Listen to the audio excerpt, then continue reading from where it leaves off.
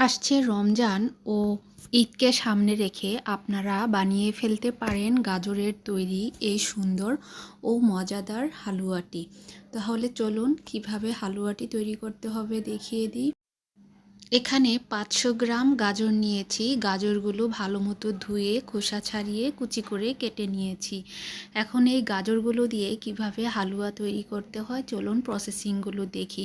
তো এই গাজর কুচিগুলো আমি একটা ব্লেন্ডার জারে দিয়ে দিব, আর সাথে দিয়ে দিব আধা কেজি পরিমাণ দুধ। দুধ দিয়ে আমি ভালো মতো গাজরগুলোকে ব্লেন্ড করে নিব। এরপর ব্লেন্ড করা হয়ে গেলে সরাসরি একটা পাত্রে ঢেলে চলে যাব চুলায়। রান্না করার জন্য বসিয়ে দিয়েছি। তো এই মিশ্রণটা যখন ঘন হয়ে আসবে তখন আমরা এর সাথে চিনি অ্যাড করব। আর ঘন হয়ে আসার আগ পর্যন্ত অনবরত নাড়তে থাকবো, আর সাথে কিছু মশলা অ্যাড করব। প্রথমে আমি দিয়ে দিলাম 3টে তেজপাতা।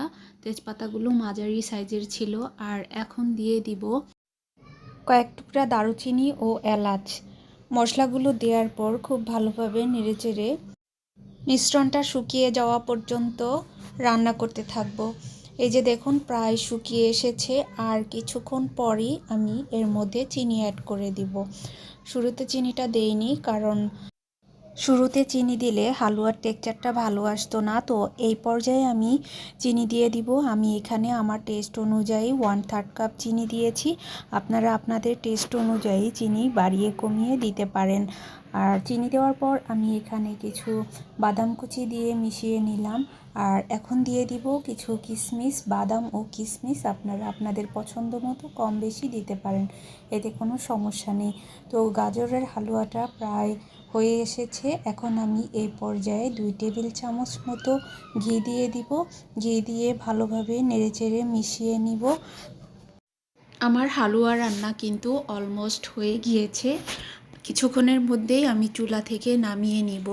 একটু নেড়েচেড়ে ভালোভাবে মিশিয়ে নিয়েছি। এই তো হয়ে গিয়েছে আমাদের হালুয়া। গাজরের এই ভরপুর সিজনে আপনারা কিন্তু এই ডেজার্টটা খুব সহজে তৈরি করে ফেলতে পারেন। নিজেদের জন্যও খুব ভালো এবং অতিথি আপ্যায়নের জন্যও খুব ভালো হবে। আর এখানে আমি মনে করি চিনি ছাড়া আনহেলদি কিছু নাই, সব কিছুই হেলদি জিনিস দিয়ে করা। তো এটা কিন্তু খেতে খুবই মজা হয়। আপনারা অবশ্যই বানিয়ে খেয়ে টেস্ট কেমন হয়েছে জানাবেন। আমার কাছে তো খুবই ভালো লেগেছে।